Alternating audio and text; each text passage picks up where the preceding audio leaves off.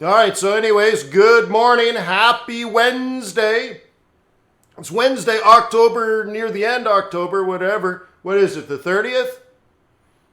Doesn't matter what the day is. What matters is what's going to happen today. I believe we got some GDP, as they say in Georgia. GDP.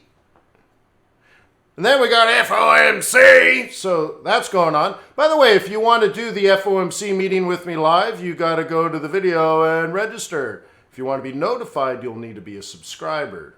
Hint, hint, hint, wink, wink, wink. So right before this video, I scheduled the other one. So we're going to start at 1. I'm going to take people through the Fed, the FOMC, what monetary policy is, how that impacts interest rates, all that kind of stuff. Then we got the interest rate decision. Then we got the press conference. Then we got market volatility. And then MoveOn.com. So that's what's going on this afternoon. So that's all good. It is the 30th, right? It is the 30th? I think it's something. Or is it the 29th? I don't know what it is. It doesn't matter to me. It's Wednesday. That's all that matters. Also on Wednesdays, we have oil inventories. The Wednesdays before non-farm payrolls, we got ADP, another dumb prediction. So we got 8:15, we got 8:30. Then we got 1.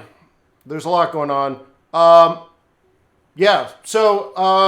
great day to be alive, a great day to be a currency trader. Let's change the world.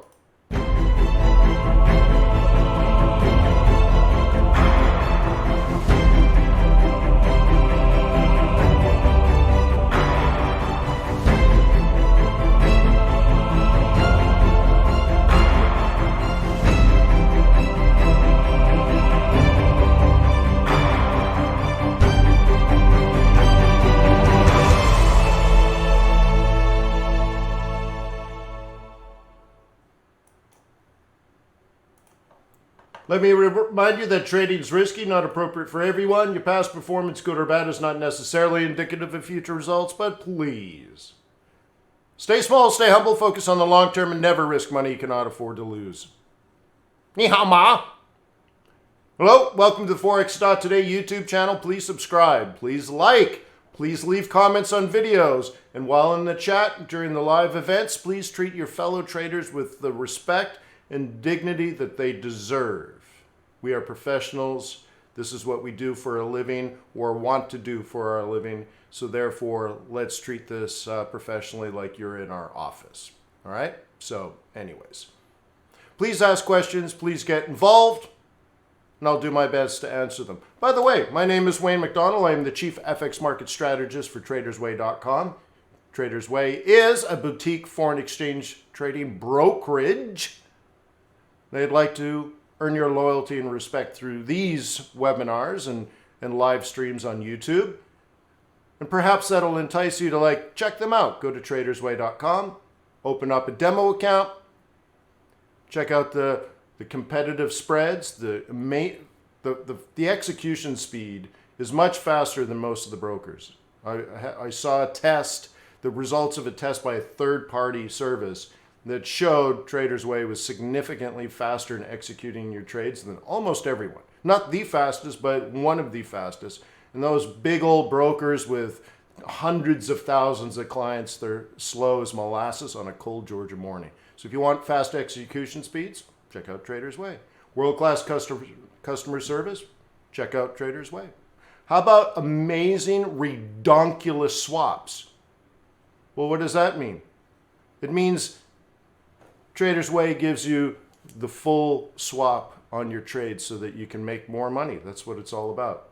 The pure access to the interbanking system. It's amazing. If you want an ECN account, you got it. You want a fixed spread, you got it. You want a variable spread account, you got it. Cool. So TradersWay.com. Once you open that account, you can download MT4, come back to this video, and in the description below, you can download chart templates. These ones, the ones you're looking at there, can be yours.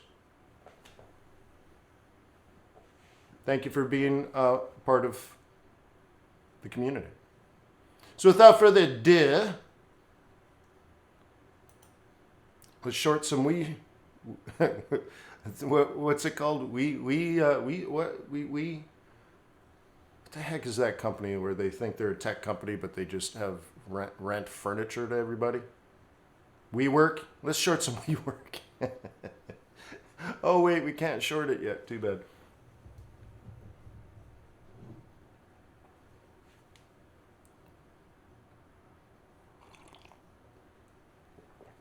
Oh, man, that's good. Yeah, ZAR getting crushed. ZAR getting crushed. All right, but let's talk about this. So we covered yesterday, 2 days ago, we recently covered that there's a 94% chance the Fed's going to cut. Cool. So that's got to be priced in. So the thing is what we are hoping for, considering, is that the Fed today is not only going to raise interest rates, but that they are announcing most likely the end of the cutting cycle. Okay? If so, US dollar weakens. So right now, on a day like this, the dollar's going to move around a lot, okay? Because it depends on how many people have bet one way or the other. One way or another. Yeah. So anyways. So just be careful, huh? So that's really the issue here, not that they're going to cut. So once again, 94% chance. And that was just when I looked, what, 2 days ago? Right? So Dima says, so isn't the price cut in? That's what I just said. It's already in. We're not interested in the release. We're interested in knowledge about them giving us clues or hints that they're at the end of the cycle. So, for example, what happens to the US dollar when the market believes they're cutting interest rates? Very basic question. You get this wrong, you got to start all over again. What happens when the Fed is expected to cut interest rates? What happens to the US dollar? Very basic question. Once again, if you don't understand this, you got to start all over again.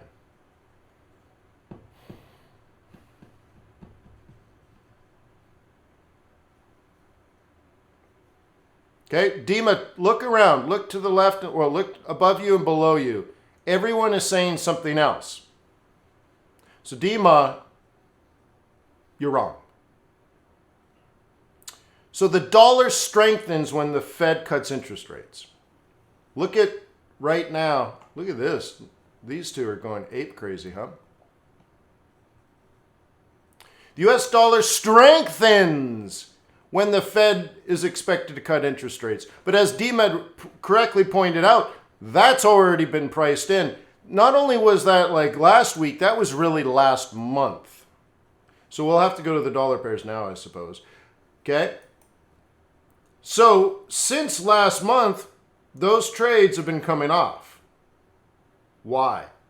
Because people already made those trades, aka priced in. So they are going to cut today, almost for sure. Like I said 2 days ago, it was a 94% chance that they're going to cut. So that was already priced in, but that means to get that 94%, people and banks have already negotiated deals for the future. It's already passed. Even if the Fed didn't cut, the deals are already done. Ink dry. Assets and money exchanged. Like, it's already happened. That's what it means by priced in.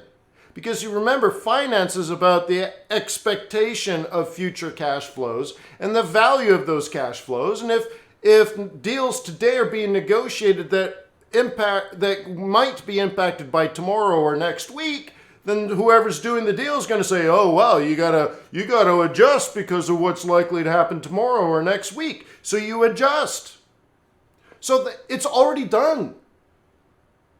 So they're going to raise today, but all those deals have already been done a month ago. That's the cool thing, and I showed you the dollar was weakening because they're already pricing in the fact that we're done that cycle. Okay, now it doesn't mean we got that right. It just means it's already been priced in. So they cut today, so what? It's already been done. as far as the negotiation of deals. And by the way, what I mean is the money market. If you weren't at the webinar where I explained the money market for, I don't know, a half an hour, maybe longer, that's what I'm talking about, is the money market, the deals in the interbanking system between banks as they lend money to each other to cover their overnight Fed funds required reserve ratio needs. Okay? So anyways, what we're interested in now is, are they going to cut more? Right? Or is there going to be another cut in December? Or are they done cutting? Okay?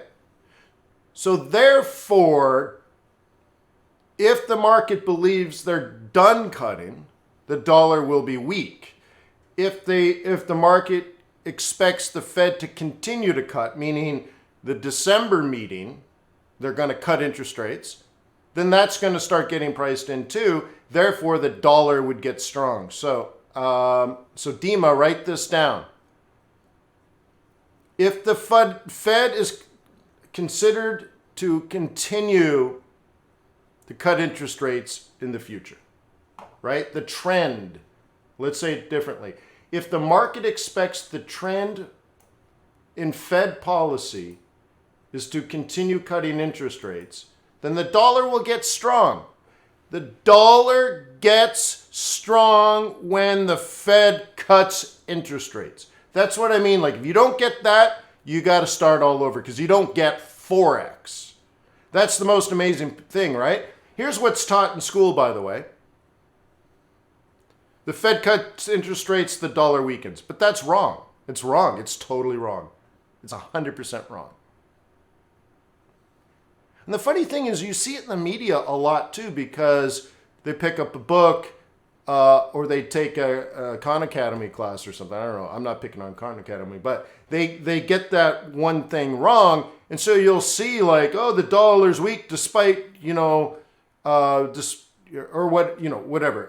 despite whatever the Fed policy is. And I'm like, well, it's not despite, it's because. But okay, so anyways, make sure you write it down. Whatever you learned in college, it's wrong. And the reason for it is the US dollar is the reserve currency. Okay? That's all. So if we're talking about the Aussie dollar and Australia's central bank is cutting interest rates, the Aussie dollar will weaken. But if we're talking about the Fed cuts interest rates, the dollar strengthens, not weakens. Okay? So cool.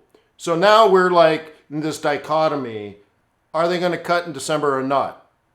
I think there was less likely a December cut, but more likely a January cut.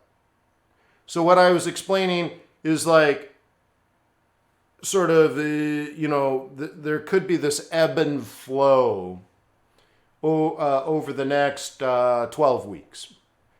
Dollar strength, dollar weakness, dollar strength. No, Greg, I know the difference between long run and short run, okay? Which is you're saying, it's not a long run, short run thing. That's not it at all. It has to do with the dollar being the reserve currency. And if you guys remember, about 3 weeks ago, I did a lecture on behavioral finance, and I explained why that occurs, okay? So it's not a long run, short run thing. Often it is, right? Often it is. You're absolutely right. Often in economics or finance, when things are opposite like that, it is explained by the lack of ability to change a variable or the actual ability to change a variable and all that kind of stuff. But anyways, that's not it. It's because of the reserve currency. Okay. So imagine every central bank in the world is exposed to the Fed funds rate. Okay? In a big way. Okay? Just accept that.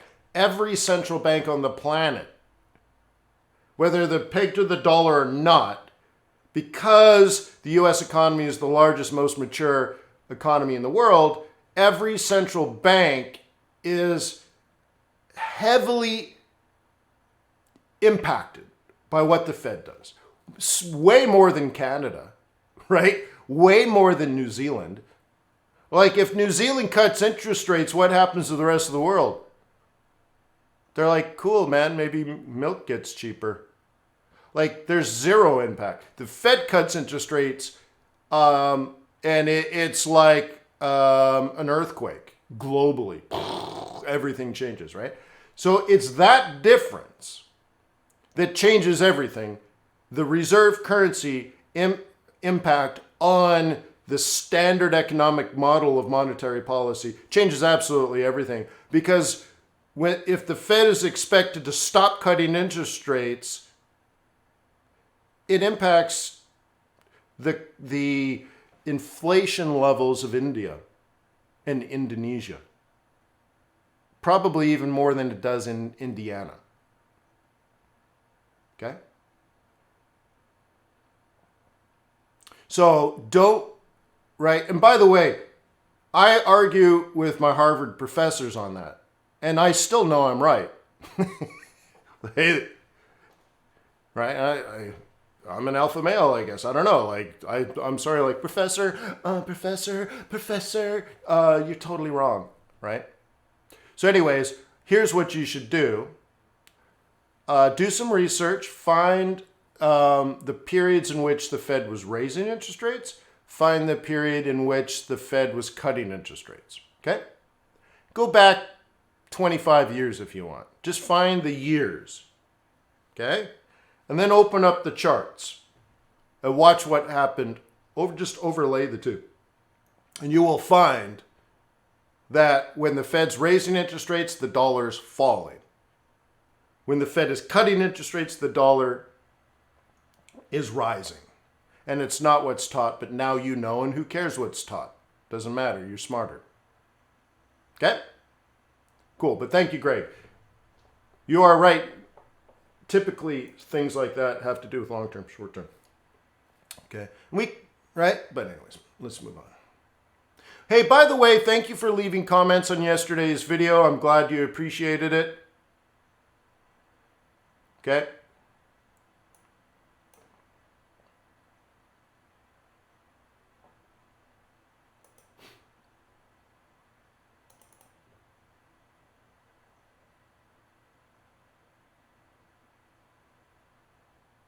Okay. All right. Where should we go? Brexit, not quite yet. Euro dollar at the top. You know, nothing's really changed much except the price action. So let's just talk about the price action here. Okay. Up, up, up, up, down, down, buy. Up, up, up, up, down, down, buy. Up, up, up, up, down, down, buy. Up, up, up, up, down, down, buy. Up, up, up, up, down, down, buy. Up, up, up, up, down, down, buy. Up, up, up, up, down, down, down, down.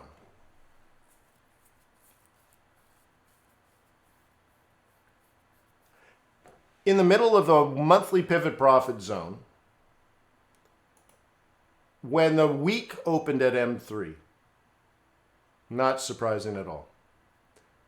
Up, up, sell, down, down, down, down, up, sell, down, down, down, down, right? Up, three-wave correction, down, down, down, down, up, sell, down, down, down, down, up, sell, down, down. Double bottom? On a weekly M2, that's where bulls live. Up, up, up, up, down, down, buy. And so we don't know if this is what's going to happen. And of course, with all the news risk this week, we certainly aren't guaranteed it. But the goal here, you can tell by bulls, is to do that.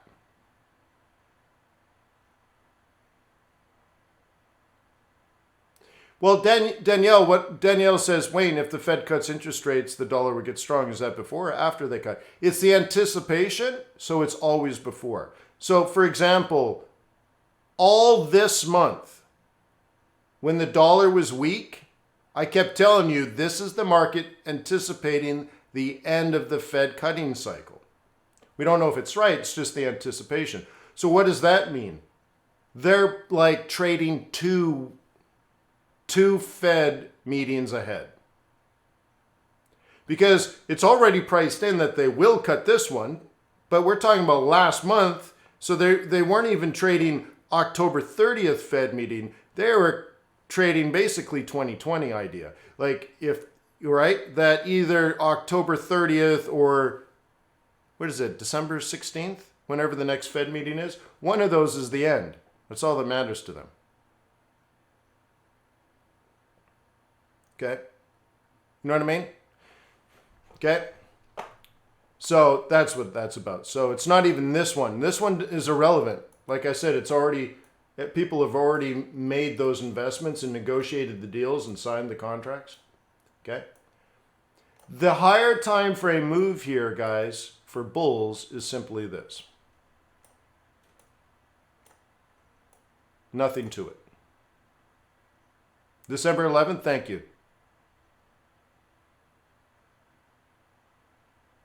Okay? But guys, I'm glad you enjoy the webinars. Remember, finance is all about future, the future, and the more in particular, the future value of current cash flows. So we're never trading today's Fed meeting. That's so ancient history. Okay. All right.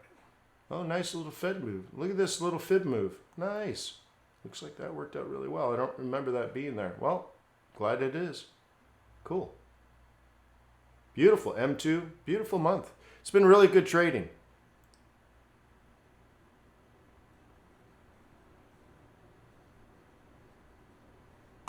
It's been a really good trading month.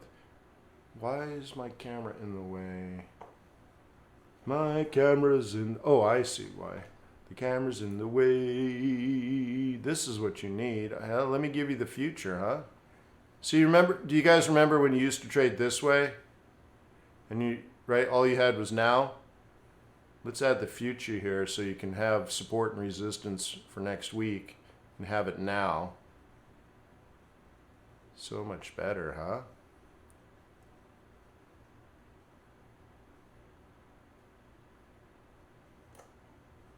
Cool.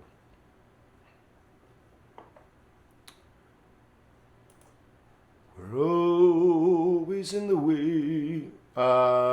Let's do some Aussie. Window vertical. Wow, wow, wow. Look at this big, massive gobbledygoo. Are you guys coming to the FOMC event with me? To register, that's on the Forex.Today YouTube channel.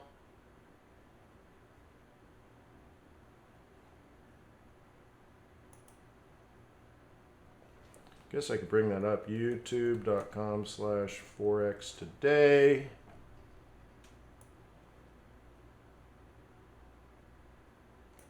Oh, you know what? I ordered a new toy. I don't know if I can really call it a new toy.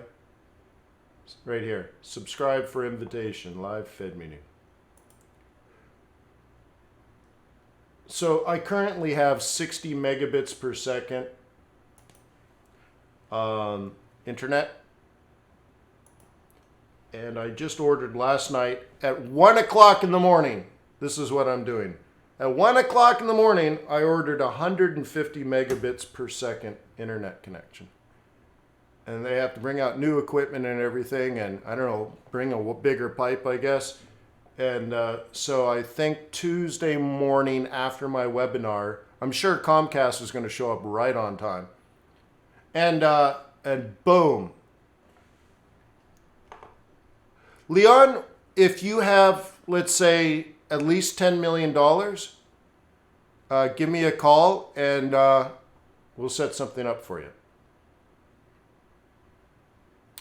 So anyways, guys, go ahead. In 4 hours, this will start.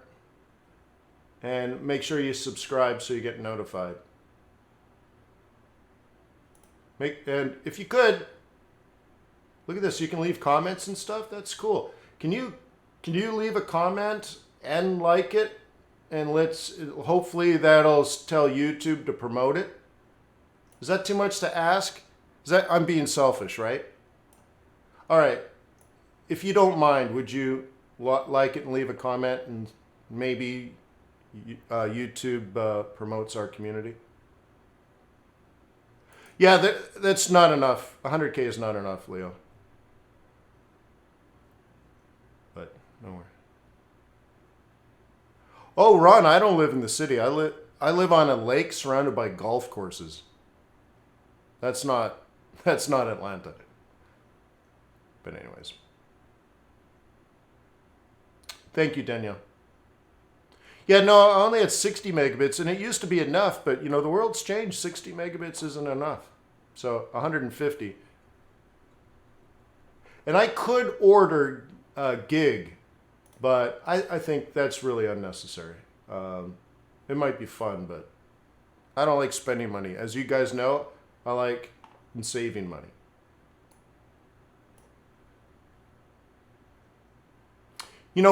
One benefit of being a corporation in the United States, okay, not only is Forex taxed beautifully, the taxation for Forex is beautiful. The scary part, though, is the IRS doesn't understand it.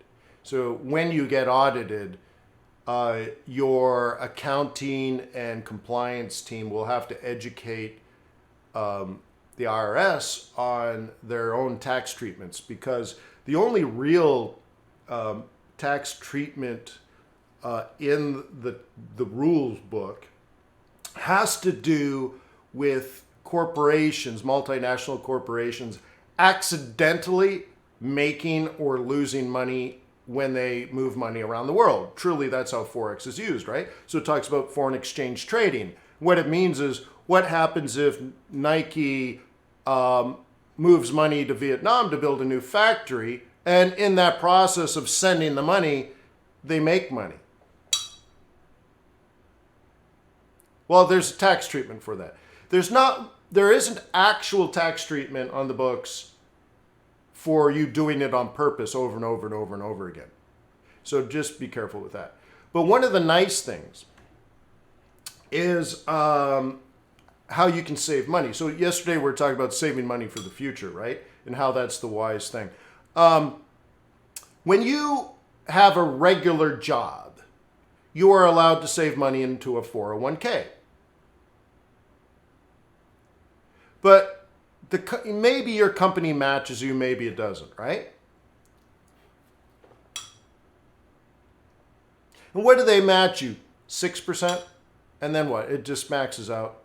And you get to a point very quickly where there's no real incentive to save more, right?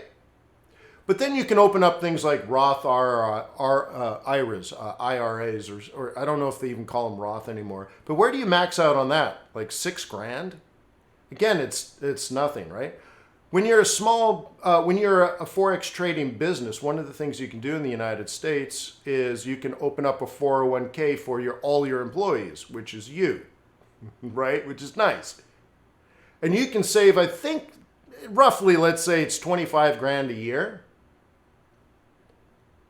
But remember when I said companies can match? And usually your pathetic slave driving company would pay you, 6% matching? They will match you up to 6% of your salary or something, right? And you're like, hey, thanks for the 6%. Okay? Well, you're so much more generous than a regular company because you're also the owner. So you can throw in another 25,000, the company matching. So the company can match your investment into your 401k. So the company, right? The company hires a company to create and administer a 401k plan for all of your employees, which is you. So now you can contribute to your corporate 401k, and then your corporation can say, you're such a good employee, Wayne, I'm going to throw in 25 grand for you too. And the major benefit of this is it's before taxes. EBIT, right? Earnings before interest and taxes. So before you pay, so you never earned the 50 grand. Okay? So now you take 50 grand right there. And what happens, guys, over 20 years of that $50,000 sitting pre-tax, by the way, pre-tax 50,000, you never earned it. Okay? And you put that into an account that's growing. What happens over 15 or 20 years?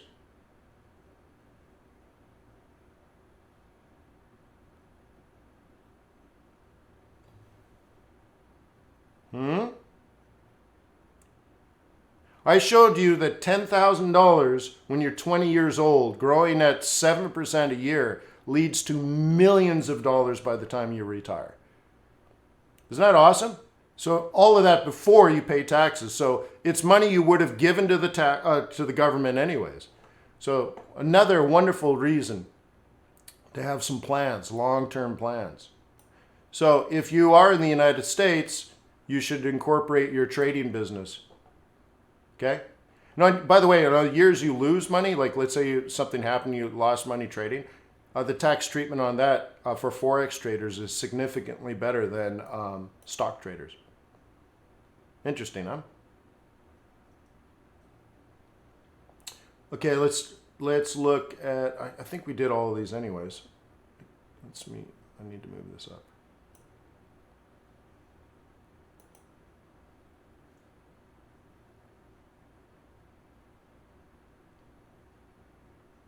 Let's go to, oh, did I miss ADP? I missed ADP, huh? And GDP. All right, GDP 1.9 versus, oh, that's much better. Cool. None of it matters really, guys. What we're more concerned about is the Feds. That's what all of this is about.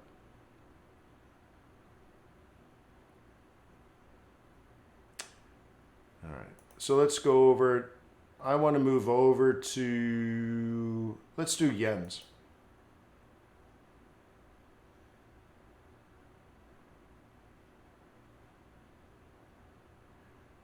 Well, Danielle, what it means is that's why the dollar has been weakening. And that's why I was telling you this a month ago, that the dollar is weakening because the market expects the Fed is at or near the end of their rate cycle. How did I know that? The Fed Watch tool. It explains why the dollar weakened. We're done. Okay? That's cool, Ron. I think about it a lot. I think about it a lot. There's so much I want to do with you guys. But I'll tell you what, last night my professor apologized for the amount of homework he gave us this week. I'm not joking. And I have another class. I take 2 classes. I want to travel. I want to hang out with you guys. I want to do more training. I want to do different training. My meditation today actually was, I should build a studio, like a television studio, so I can do. I thought, wouldn't it be amazing if I just started creating course after course after course after course, covering like everything I've ever learned. And incorporating that into trading and investing. Just like, I was thinking about the conversations we've had the last couple of days, right? Where I talked about yesterday the importance of having a long-term vision of your trading and allowing things like compound interest. Right? Work for you? But what if I taught you how to do the math? Would you possibly understand more?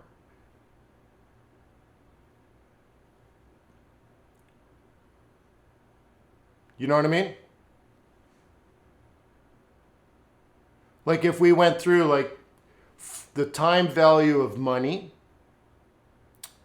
and the pricing of bonds, well, the time value of money, then I would have to teach you the time value of cash flows. And then I'd have to teach you the pricing of bonds, and then I'd have to teach you the pricing of the stock.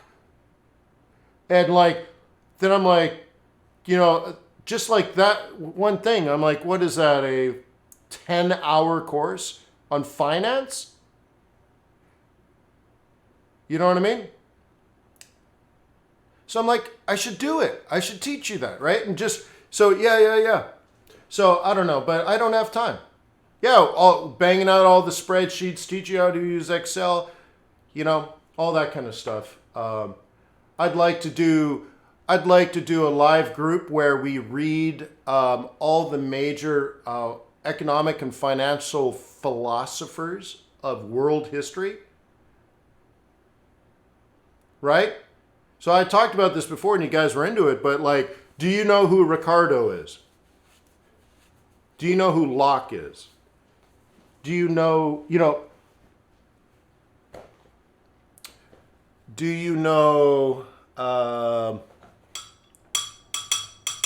there's so many. Let's read Machiavelli. Let's go back to the 13th century in Italy and see what we can learn about economics and finance. Right? Like, there's so much we should do together, man. But I don't have time. Maybe next year. So anyways, that's what I think about. All right, so let's move on.com. All right. Yeah, Adam Smith. Do you know Smith? I've actually held The Wealth of Nations and read it. I had to get a permit. Seriously, I'm not joking. I had to get a permit to get into the room, and then I had to get a permit to be able to get in the room, order the book, and read the book. They give you white gloves. They teach you how to turn the page. But then I also got a permit to photograph it. So I've actually read the first edition, 1776, Wealth of Nations. And I skipped right to the butcher, the baker, the candlestick maker, the maker, the bricker, right? So it's really cool. We should know all these things. Let's read Karl Marx.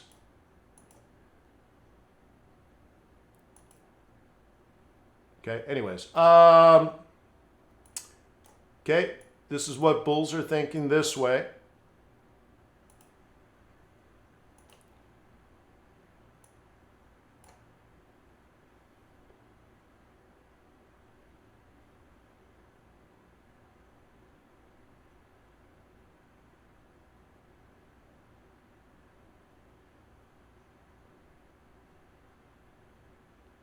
So Ron says, yeah, knowing the math would help.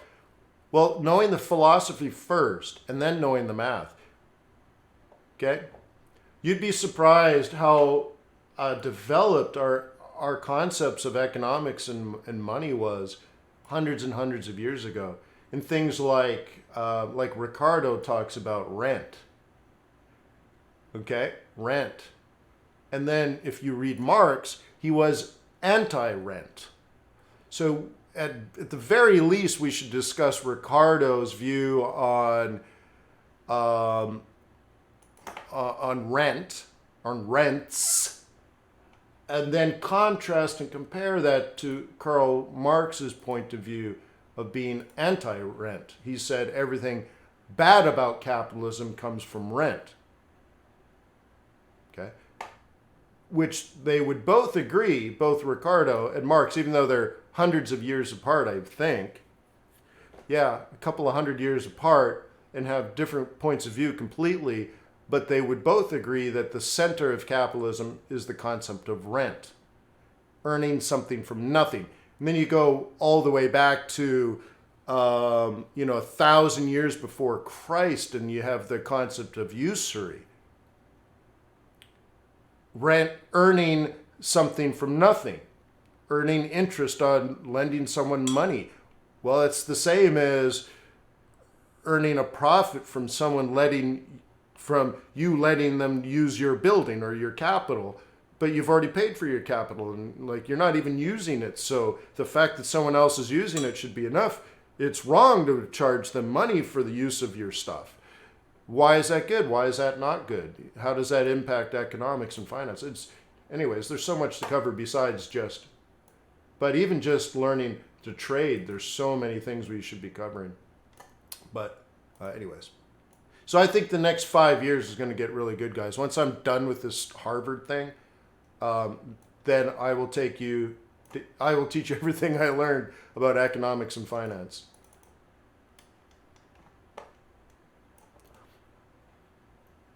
Okay. Is that right, Ernest? You have a swap-free account?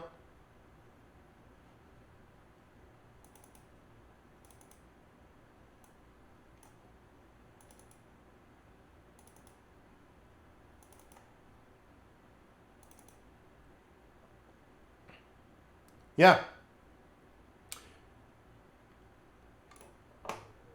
Cool. La la la la la la la.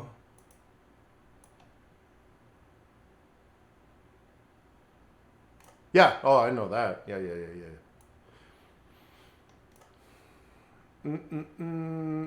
Okay, so this is a tricky one, right? So some of these tricky ones I think are important in the sense that they tell you more. Like there's less of a trend, so if it breaks to the upside, it's pretty significant. Yeah, did you guys see it? It was really moving over the last several minutes.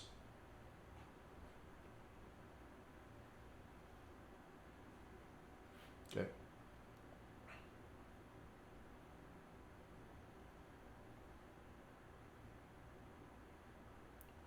Well, Luis, you could say there's tons more cuts. Okay. Oh, is that right, Joe? Yeah, so we got to read. So, like, for example, I'd like to do a whole course on trading the energy complex. Oil, both WTI and Brent, but even nat gas, for example.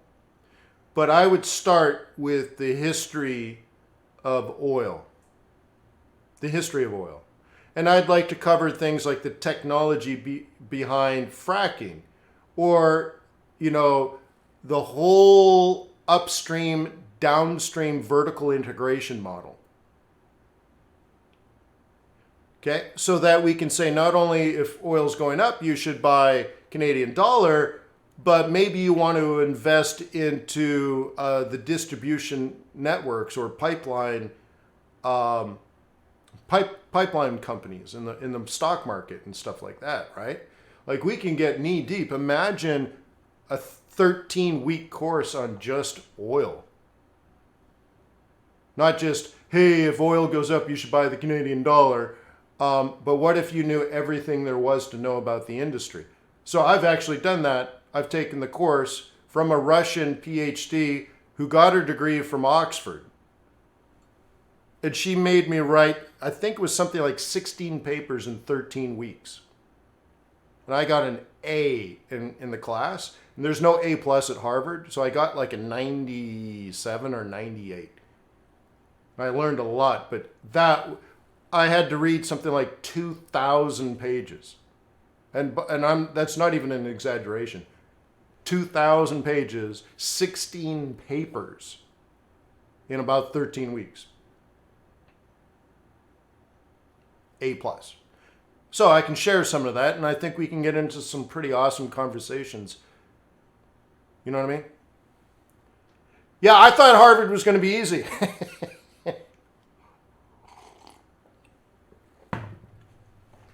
Anyways, cool. So what I'm talking about is this is not an uptrend. Okay? This is not an uptrend, is it? But if it went above that, it would be quite meaningful. Okay?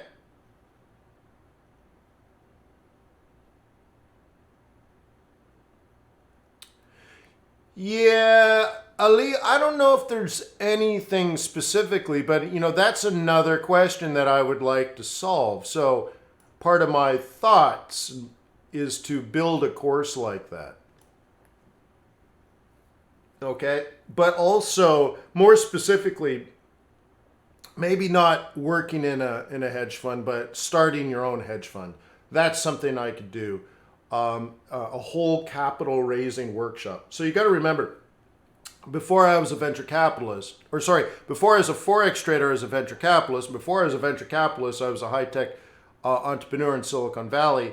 So this idea of going on road shows and doing sales pitches and having all your documentation, having the right lawyer, the right accountant, right?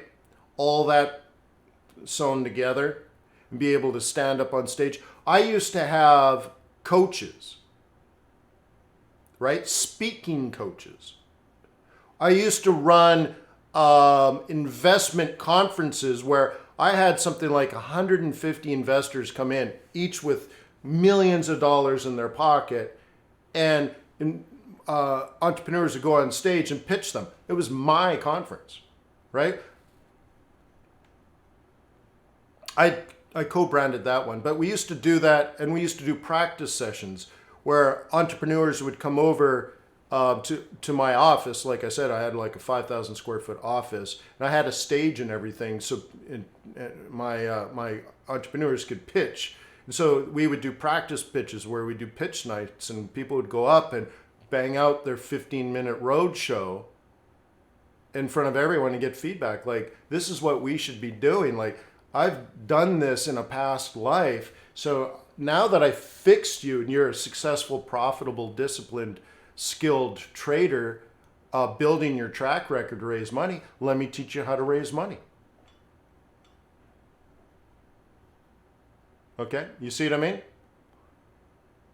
I just don't have time, but I want to do it. Like, I honestly want to do it. I'd like to, here's what I thought about yesterday.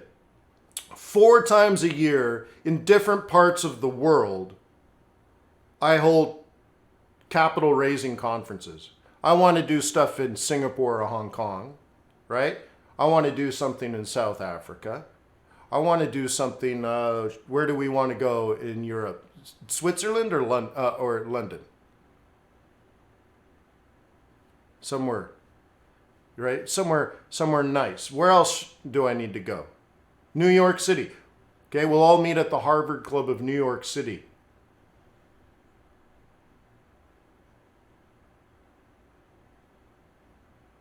You know what I mean? Holland, actually. Now, I feel like I'm way off course, but anyways, I have a lot of Dutch friends. They're all amazing people. And I love the open economy idea from an economist capitalist kind of point of view. So I'd like to go. The history is rich. But anyways.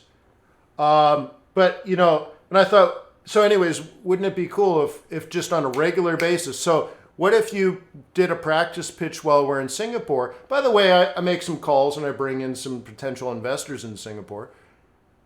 And then, 12 weeks later, we're in London, and you and your 2 business partners, you get on the plane, you fly to London. And we do the same conference there, but now your business partners are going through the process, learning the ropes, getting the skills, and then you guys are planning like a legitimate pitch as a team, and you get on and you do the pitch and you hang off the mic, and now John's going to explain this, and you go boom, boom, boom, boom, right? So anyways, I think it's going to get good, guys. As soon as I bang out this last graduate degree, we'll be done. I'm ready too, man. I'm ready. All right.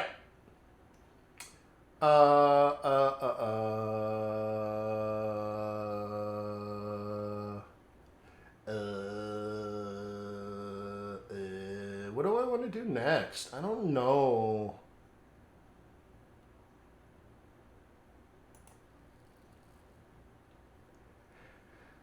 Oh, man.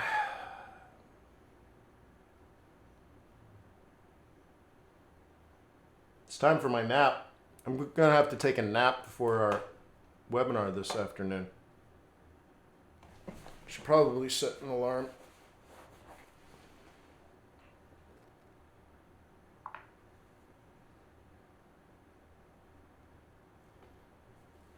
Let me know when it's 1 p.m.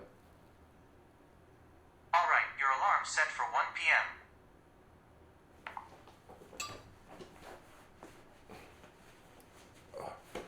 Doesn't fit in my pocket. All right. Let's take a look at gold. Okay. Isn't it amazing? We're just stuck in here. Like I said 3, 4, 5 weeks ago, these market conditions are not good enough to warrant my investment.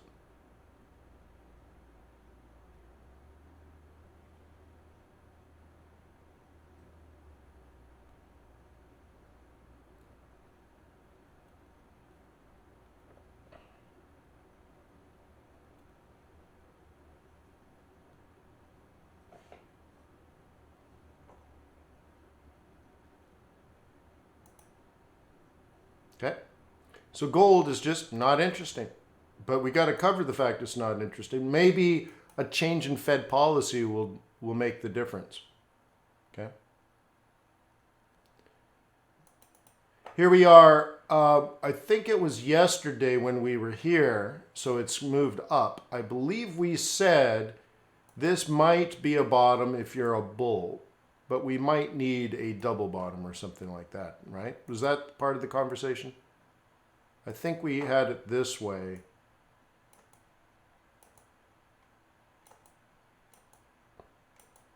I think that was the plan, right?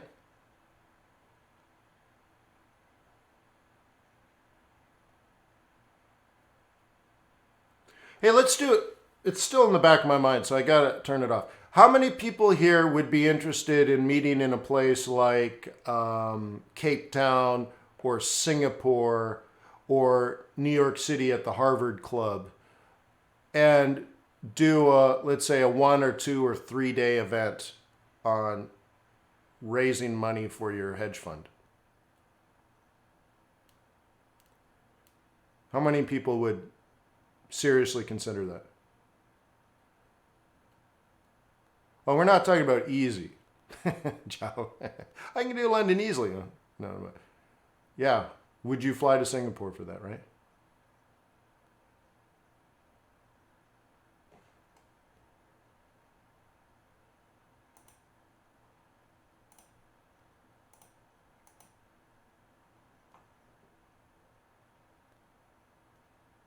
You guys are so funny. Oh, I can do Cape Town. What? You just get on an airplane. If I said it was in Puerto Rico, you should say, I'm there, dude. Right? What is where? The location should not matter.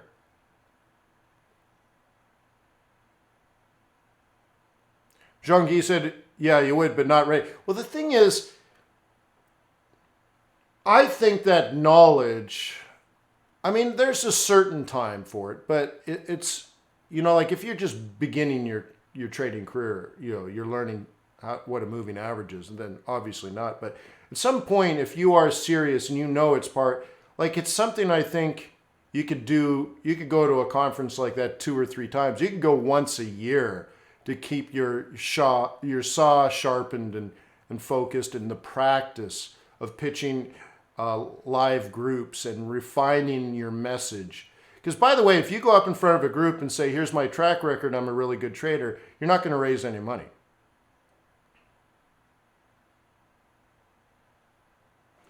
Jim, the Ritz-Carlton there, they have their own generators. The Ritz-Carlton in Puerto Rico is not even on the beach, so it's like one. Okay. But if anyone's been in sales before, you know, even though this is what they teach you, features and benefits. And if you just show enough features and link up to the client how many benefits that they will get, the customer will buy. This is what's taught by people that don't know how to sell crap. Or I shouldn't say crap, no one sells crap. No, that doesn't know how to sell. Because anytime you do that, you don't close a deal. Has anyone witnessed that in the real world? If you come out and you're like, here's all the features, here's all the benefits, you should invest with my hedge fund, you understand like no one's going to invest, right? Let's see, offline? I think I'm lined up, right? Really? Everything. It says excellent condition.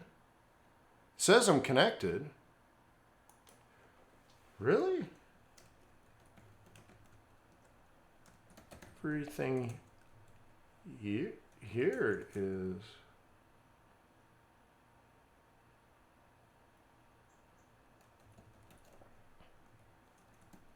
Yeah. It says, for me, it says excellent connection. Weird. So some people are off? Really? It's not me. And it's not me, honestly. Everything here, I haven't even lost a frame. YouTube says excellent connection. So I don't know what it is, guys, but anyways. Going back to this. Does anyone actually have a background in sales?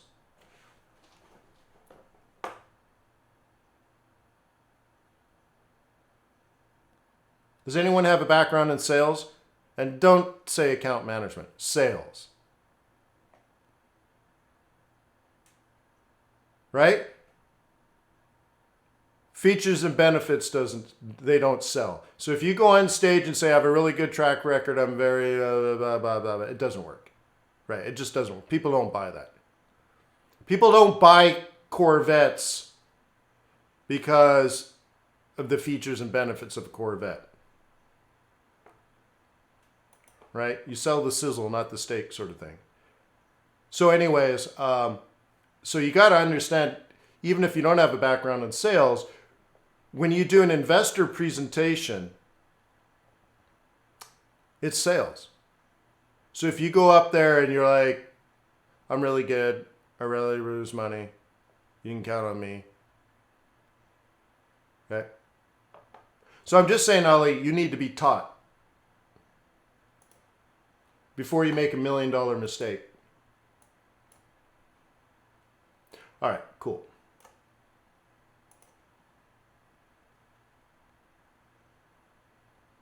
Oh yeah, most people in sales are stupid. That's true. That's why they're in sales.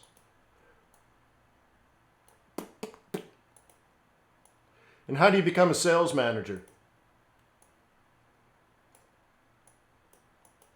You can't sell, but for some reason you won't quit. So they make you manager.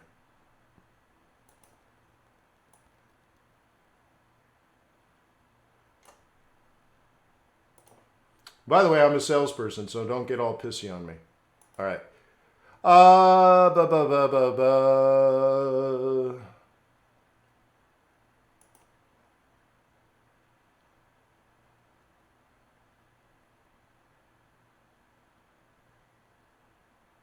Well, selling a price is not even sales.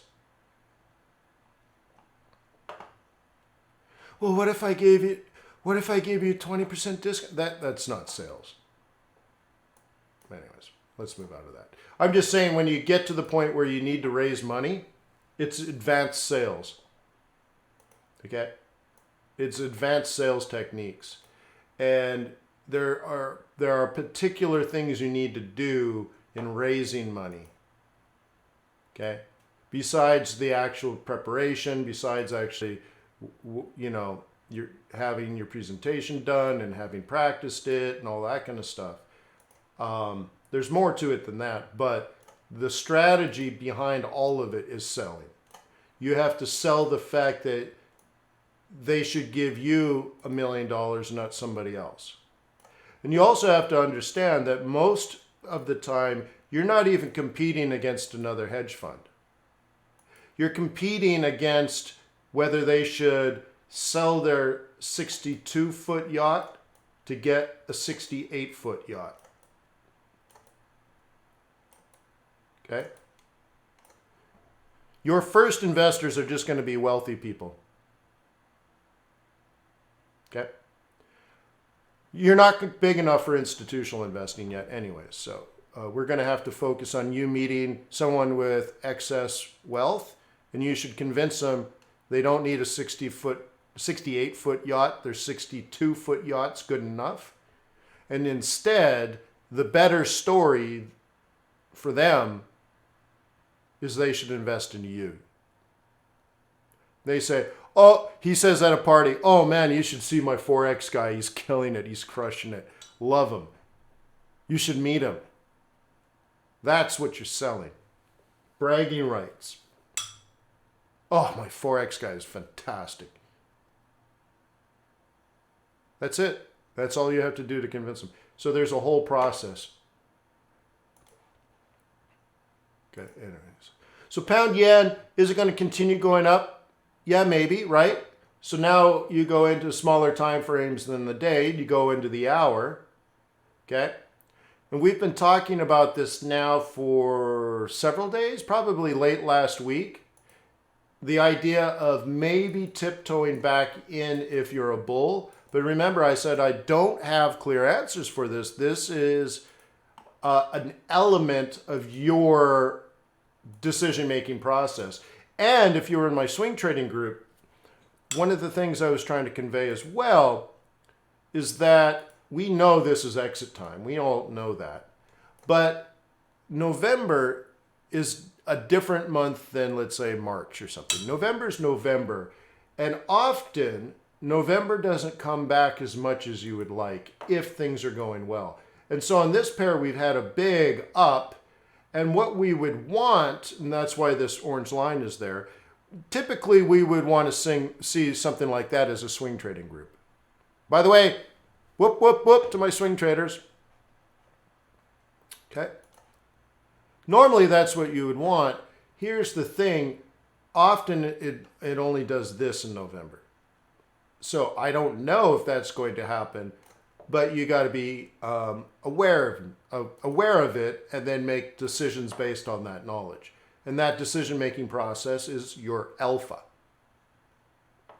Thanks, E-Dub. Okay? And so maybe this week's, okay, now let's put it together. This week's buy zone, now that was supposed to be pink, by the way, and the drawing tool. Okay, so maybe this week looks like this, and you're trying to kick off this. It's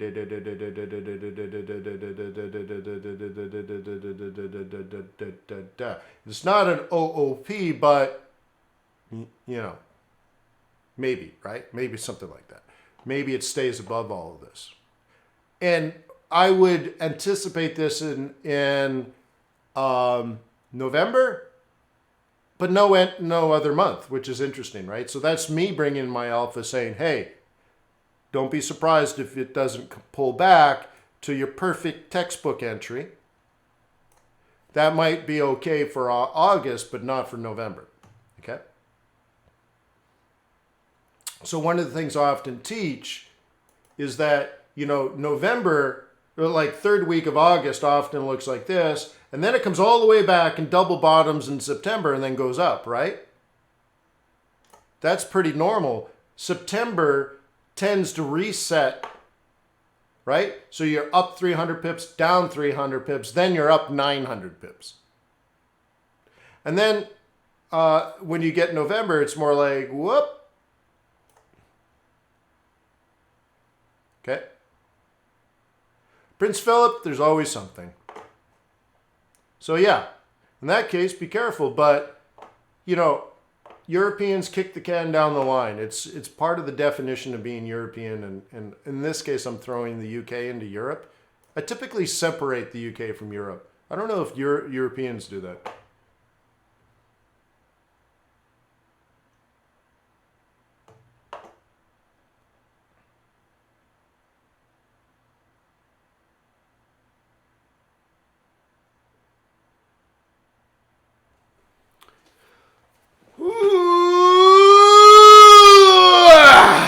Sorry. Really enjoying my 4.5 hours sleep today.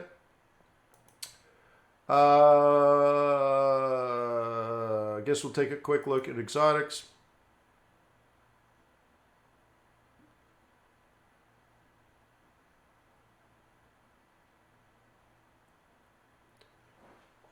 What is the Fed funds rate right now, guys? Look at the czar. The czar getting crushed.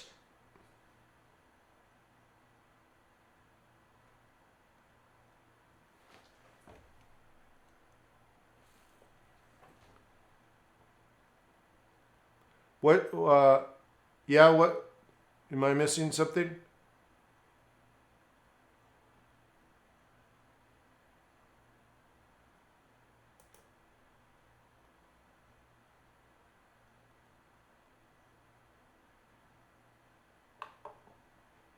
Tw- uh, 1310, by the way. Have I forgotten something?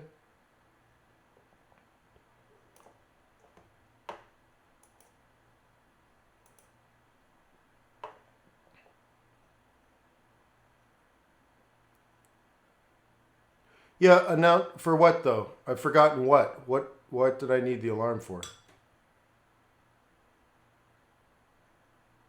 Lira. Clarence, it's lira.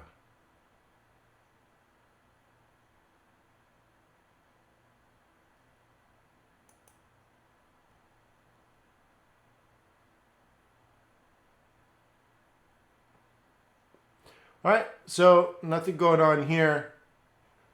I haven't really. I think I started the week up 500 pips for the week, and then it hasn't done anything. Where's that?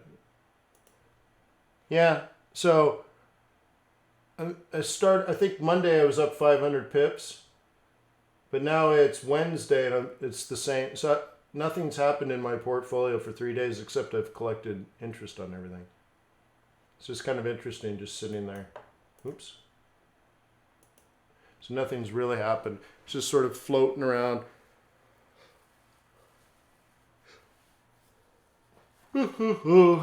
The best part of this, though, is the fact that there's no higher high, right? So it remains down for me, and that's good.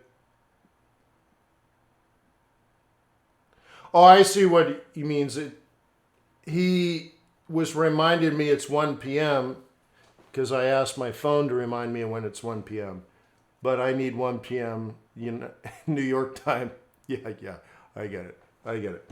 Yeah, no, it's for the Fed meeting. So the reason I do it at 1 instead of 2 is I can do a presentation for an hour before it comes out and get everyone set. So like I said, I'm going to explain the basics of monetary policy, the basics of the Fed, the history of the Fed, the hour by hour agenda of a 2-day Fed meeting, and just kind of get it all put together.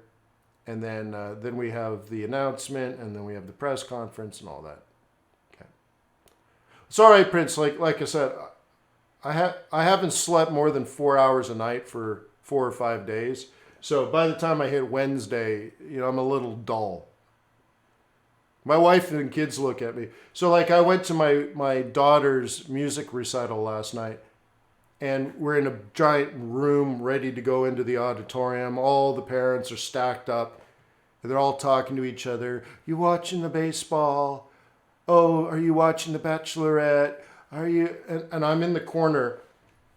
I got my tablet open, and I'm reading a case on General Motors buying a stake into Lyft. And so I'm reading the Harvard case study as everyone else is babbling, wasting time. I'm not even wasting the 5 minutes I'm standing in the hallway, right? Just amazing. Then people watch TV, I guess, and then at night, what do? They go to bed early, or I don't know what people do.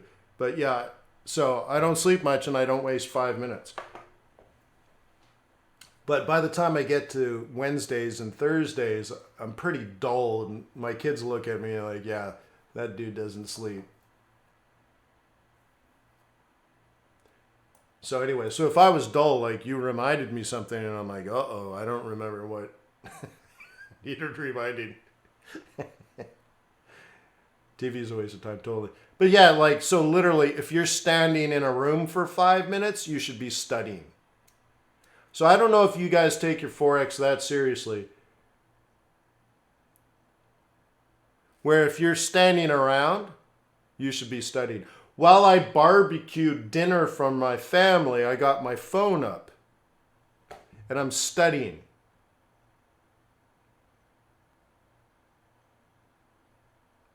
What do I do for relaxing? I love making money.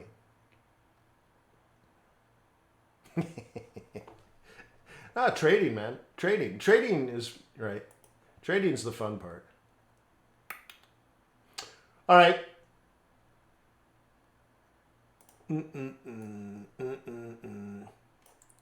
Yeah, so honestly, the relaxing part, I don't know if the relaxing is the right word, but I do like trading. I actually like it.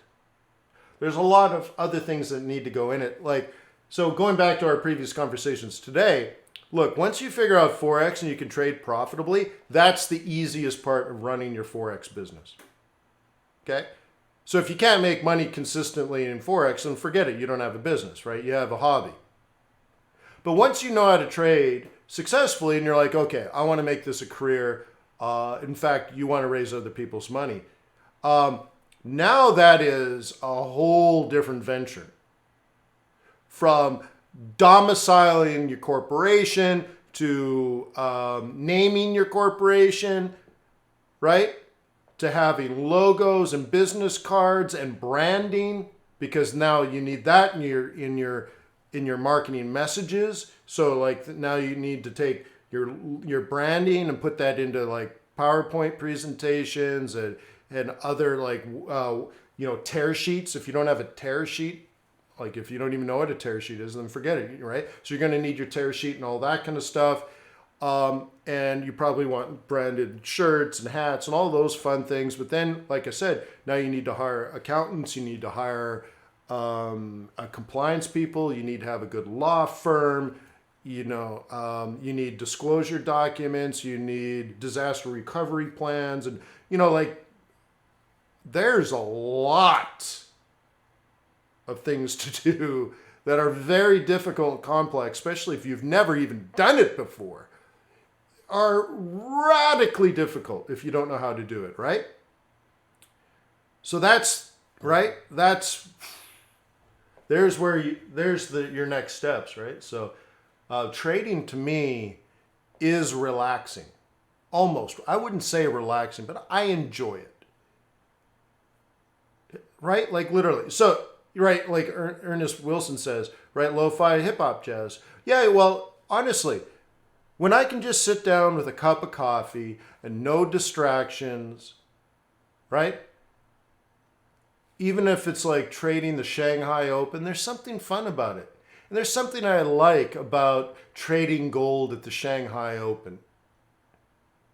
Right? Like, there's just things like that I like. And there's an emotional satisfaction and instant gratification to trading, right? Where you set up a trade plan and then you take the shot and you make money and you're like, see, told you so, kind of thing. It feels good. I like trading. It's the easiest part of running a Forex business is trading. Because if you can't trade profitably and consistently, you don't even have a business, right? Well, fake out. So like if I bring gold back, gold hasn't done anything for almost 6 months. So like what fake out, right?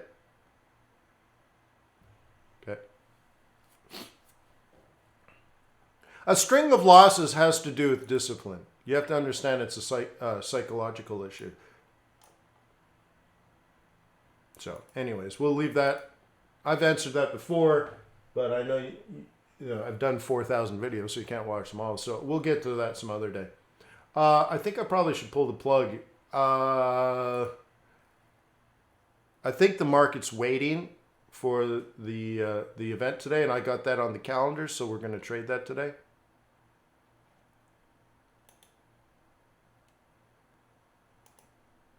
So please register for today's FOMC meeting webinar.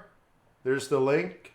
Make sure, if you could, please, not just register, but by register, I mean you subscribe or click the alert thing. But would you please leave a comment, like just something like, hey man, totally looking forward to it, and then do a little thumbs up. It'd be great if you could help you to make the right decision and promote this to other traders. Because I think all traders need to be informed about the Fed and the FOMC. And so many people don't know anything about it. Okay.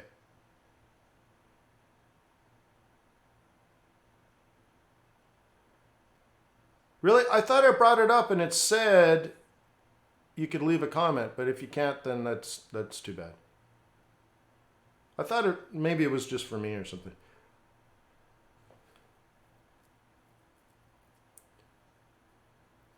Okay. All right. Well, thank you guys for being on my team. Thank you for everything that you do. Thank you for being in my life. Thank you for taking our, these topics so seriously and working so hard at mastering them. This is a serious gig, so I'm glad I didn't have to do it alone, and I'm glad you don't have to do it alone. So thank you for being on my team.